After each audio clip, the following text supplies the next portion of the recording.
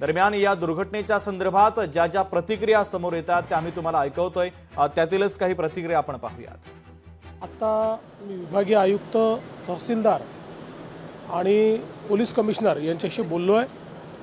आत्ता प्राथमिक माहिती एवढीच आहे की हा पूल तुटलेला आहे, त्याच्यामध्ये काही लोक जखमी झाले, त्या जखमींना हॉस्पिटलमध्ये नेलेलं आहे आणि त्यासोबत काही लोक अडकलेले आहेत, त्यांच्याकरता NDRFची टीम त्या ठिकाणी पोहोचते आहे, त्यांना रेस्क्यू करण्याकरता। काही लोक वाहण्याची शक्यता आहे, अजून त्या संदर्भातलं पूर्ण कन्फर्मेशन मिळालेलं नाही किंवा कॅज्युअल्टीजच्या संदर्भातलं पूर्ण कन्फर्मेशन मिळालं नाही, त्यामुळे या क्षणाला त्याबद्दल बोलणं हे योग्य ठरणार नाही।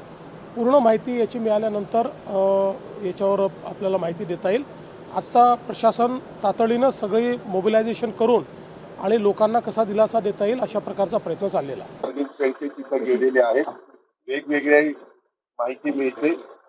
NDRFची टीम तिथे गेलेली आहे, आजूबाजूचे जे नगरपालिका वगैरे तिथली पण टीम तिथे गेलेली आहे आणि प्रथमदर्शनी असं सांगण्यात येतं की तिथं जो ब्रिज होता लोखंडी तो फार चढलेला होता आणि त्याच्यातनं जास्त लोक तिथं उभे राहिले आणि मोटरसायकल पण जात होते, त्या बोजाने ते खाली पडला। तिथं 8 कोटीचा एक ब्रिज ऑलरेडी मंजूर आहे, पण त्याच्याबद्दलची उत्तमभूत सगळी माहिती नीटपणे कलेक्टरला द्यायला सांगितलेली। कलेक्टर म्हणले काही काळामध्ये तुम्हाला देतो। कुंडमळ्याजवळची जी घटना घडली, हा पूल अत्यंत जीर्ण झालेला पूल होता।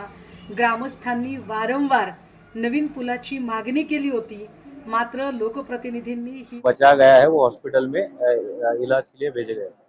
कितने लोगों की अब तक की कैजुअलिटीज है, क्या कहेंगे? इसमें अब तक की इंफॉर्मेशन के तहत 2 कैजुअलिटीज है और 6 से 7 लोग जो इंजर्ड है वो हॉस्पिटल में रवाना है। कौन कौन सी टीम यहाँ पे लगाई गई है रेस्क्यू ऑपरेशन के लिए? क्या यहाँ पे NDRF की जो टीम है वो रेस्क्यू ऑपरेशन के लिए आई है, लोकल पुलिस है और क्रेन और बाकी बचाव कार्य जारी है।